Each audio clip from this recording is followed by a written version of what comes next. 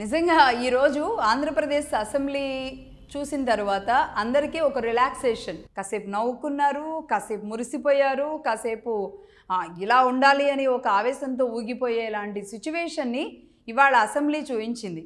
ఇవాళ అసలు అసెంబ్లీ సమావేశాలు లేవు, ఏం లేవు, ఏంటి అసెంబ్లీ ఆల్మోస్ట్ అందరికీ తెలుసు. ఈరోజు పిల్లలతో ఒక మాక్ అసెంబ్లీ నిర్వహించడం జరిగింది. ముఖ్యంగా విద్యాశాఖ మంత్రిగా లోకేష్ గారు ఆ బాధ్యతలు తీసుకున్న తర్వాత అనేక కార్యక్రమాల్లో పిల్లల్ని ఇన్వాల్వ్ చేస్తూ ఒక మంత్రి పిల్లలతో మాట్లాడుతూ అదే పిల్లల చేత ఈరోజు ఒక అసెంబ్లీ నిర్వహిస్తూ అది కూడా ఒక సీఎం సమక్షంలో, మంత్రుల సమక్షంలో, ఆ అసెంబ్లీ స్పీకర్ అలాగే ఆ మంత్రి ఉన్న సమక్షంలో అనేక రకాల స్కూల్స్ నుంచి వచ్చిన ఆ పిల్లలతో చేసిన మాక్ అసెంబ్లీ.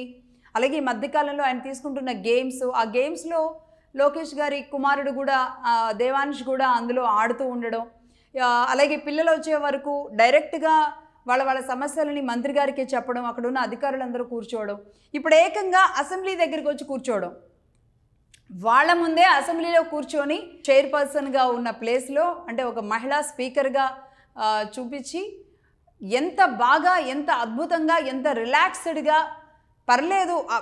ఆంధ్రప్రదేశ్లో చాలా చక్కటి పిల్లలు చదువు పట్ల, రాజకీయాల పట్ల, ముఖ్యంగా తెలుగు పట్ల చాలా యాక్టివ్గా ఉన్నారు అని చూపించిన ప్రయత్నం మాత్రం సూపర్ సక్సెస్ అయిందని నేను నిర్మోహమాటంగా చెప్తున్నా.